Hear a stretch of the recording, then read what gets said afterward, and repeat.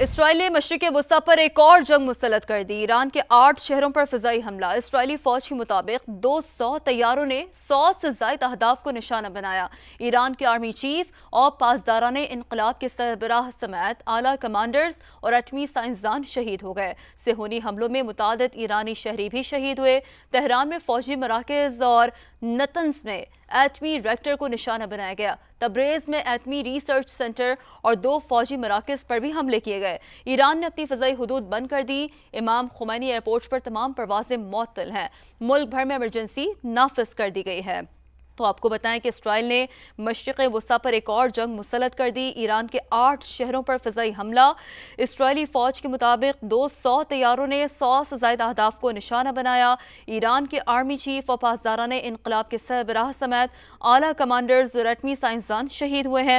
صہیونی حملوں میں متعدد ایرانی شہری بھی شہید ہوئے ہیں۔ تہران میں فوجی مراکز اور نتنز میں ایٹمی ریکٹر کو نشانہ بنایا گیا۔ تبریز کی بات کریں جہاں پر ایٹمی ریسرچ سینٹر اور 2 فوجی مراکز پر بھی حملے کیے گئے۔ ایران نے اپنی فضائی حدود بند کر دی ہے۔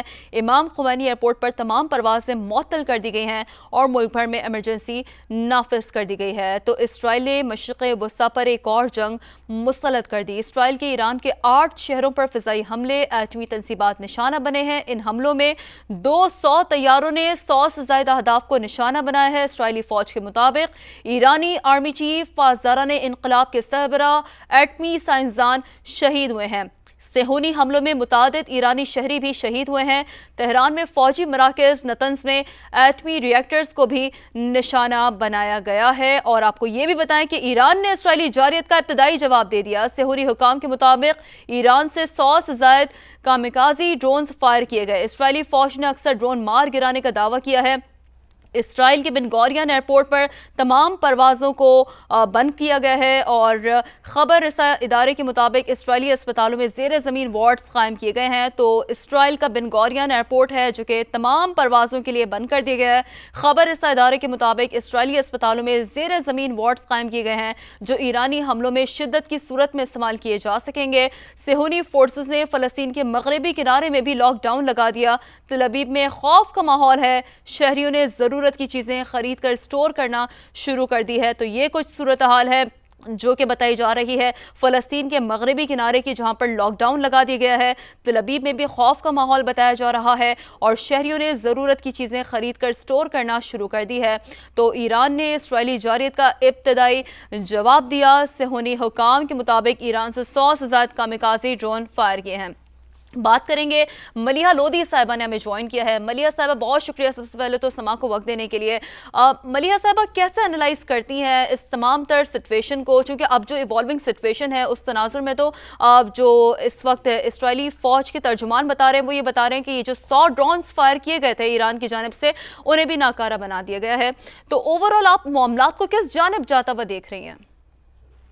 دیکھیے ابھی ایران کی طرف سے جوابی کارروائی ہونی ہے۔ ٹھیک، ہاں یہ ضرور ہے کہ انہوں نے ڈرونز بھیجے، لیکن جو اصلی ان کا جواب ہے وہ ابھی انہوں نے نہیں دیا۔ تو صورتحال اب اس پہ ظاہر ڈپینڈ کرتی ہے، مبنی ہے کہ ایران کی طرف سے کس نوعیت کی جوابی کارروائی ہوتی ہے۔ ساتھ ساتھ پھر یہ بھی سوال پیدا ہوتا ہے کہ یو این سیکیورٹی کاؤنسل کی میں سمجھتی ہوں کہ ایک ایمرجنسی سیشن ضرور بلائی جائے گی۔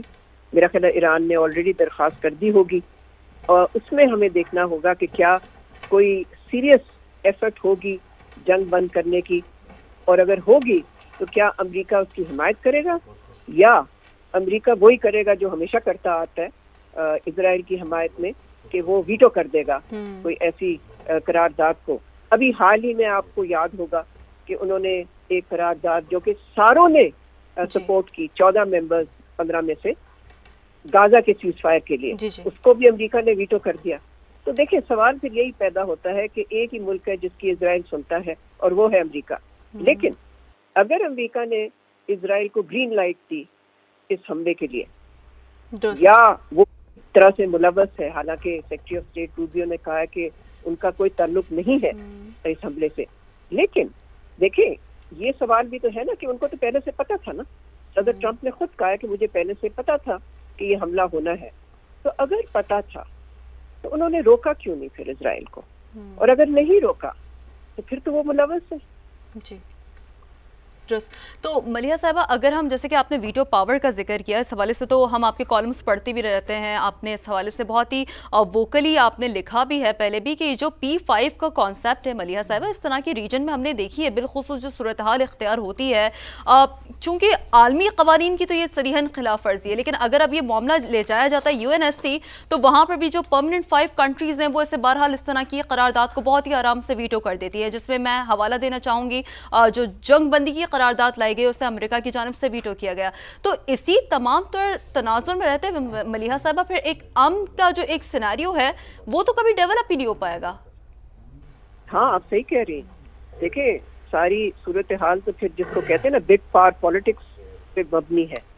بگ پاور پالیٹکس میں تو لگتا یہ ہے کہ جو بڑی طاقتیں ہوتی ہیں وہ صرف اپنا مفاد دیکھتی ہیں, ان کو اس چیز کی پرواہ نہیں ہوتی کہ کہیں امن ہو رہا ہے یا نہیں ہو رہا. اور اگر آپ ویٹو کا ریکارڈ دیکھیں تو سب سے زیادہ ویٹو کس نے کیے ہیں؟ امریکہ نے. باقی پرماننٹ 5 بھی ویٹو کرتے ہیں آن اینڈ آف, حالانکہ چین نے بہت ہی میرا نہیں خیال کہ انہوں نے پاس کیے ہوں گے, لیکن سب سے زیادہ ویٹو تو امریکہ نے ایکسرسائز کیے. اور کس لیے ایکسرسائز کیے؟ اسرائیل کی حمایت میں, اسرائیل کو پروٹیکٹ کرنے کے لیے.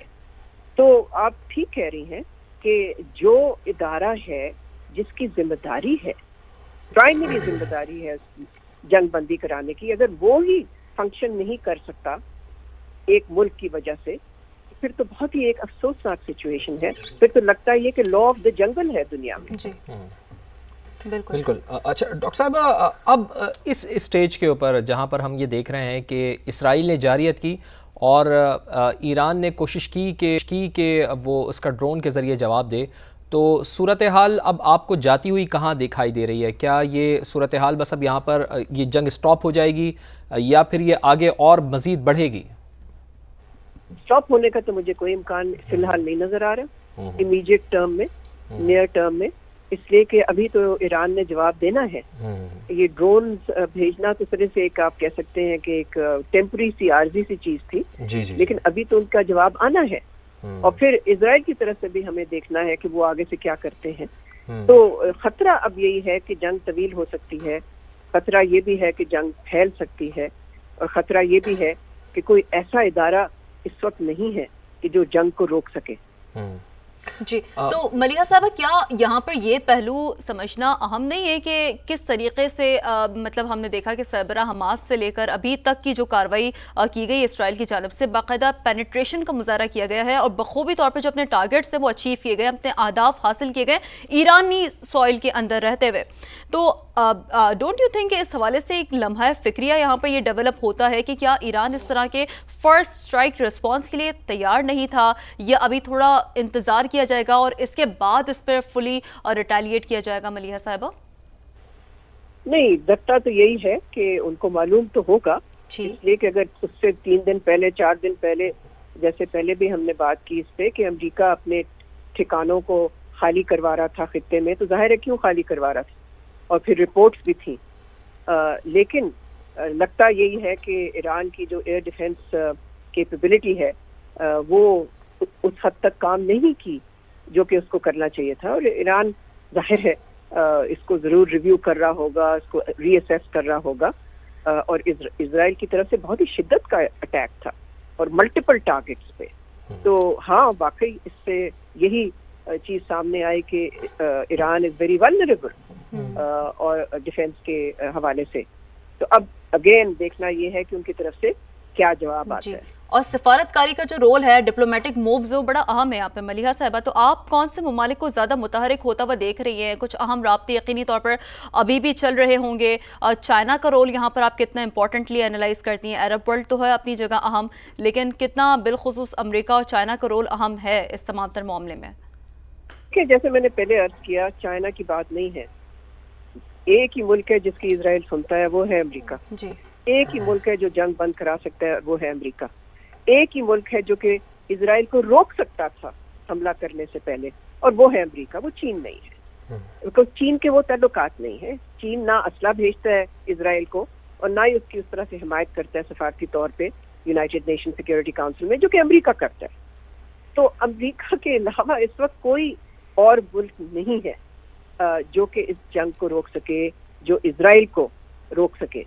मुस्लिम दुनिया का तो जाहिर है उनकी जिम्मेदारी तो है ये कि असूल पे खड़े रहें और कलेक्टिव एक्शन के जरिए दबाव डालें अमेरिका में, तो अमेरिका पे कि ताकि अमेरिका इस किस्म की चीज ना करे जो कि करता आ रहा है, जो कि करारदादों को वीटो करना। वो तो कम से कम मुस्लिम दुनिया को चाहिए कि वो रोके अमेरिका को।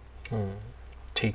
अच्छा मलिहा साहिबा, एक चीज़ और ज़रा वाज़ेह तौर पर फरमाइएगा कि जिस तरह आपने कहा कि कोई एक मुल्क है जो इस जंग को रोक सकता है और वो है अमेरिका, और अमेरिका के सदर डोनाल्ड ट्रंप ने अभी भी उनका जो स्टेटमेंट आया उन्होंने कहा कि जी हम मुज़ाकरात चाहते हैं।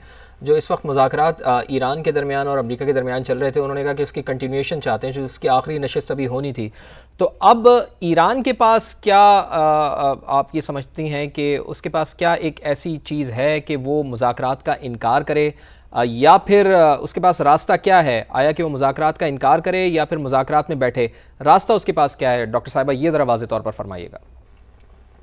देखिए, मुज़ाकरात का तो अभी सवाल नहीं पैदा होता ना, उन पे हमला हुआ है इस वक्त, तो किस चीज से मुज़ाकरात करेंगे, वो किस चीज पे करेंगे वो, और हमला किस चीज पे हुआ है? उनके न्यूक्लियर फैसिलिटीज पे, और वही चीज तो मुज़ाकरात का एक, उन्हीं पे तो मुज़ाकरात हो रहे थे। जी हाँ, बिल्कुल। तो अभी तो मैं समझती हूँ कि सबसे पहले तो ईरान मिलिटरीली उसको रिस्पॉन्ड करना पड़ेगा। इस वक्त तो मैं नहीं समझती मुज़ाकरात का कोई रोल है। अच्छा। एक दफा जब ईरान करता है रिएक्ट, रिस्पॉन्ड और जवाब देता है इस मिलिट्री हमले का, उसके बाद हो सकता है कि कोई विंडो खुल जाए मुज़ाकरात के लिए। लेकिन देखें, अमेरिका की तरफ से आप देखें कि कितना दोगलापन था कि एक तरफ से कहते हैं कि मुज़ाकरात हमने जारी रखने, दूसरी तरफ से वो इजराइल को रोक ही नहीं रहे हैं, वो हमला कर रहे हैं उसी इश्यू पे। तो ये दोगलापन भी हमें इतना आसानी से इसको भूल नहीं जाना चाहिए। जी बिल्कुल ठीक है।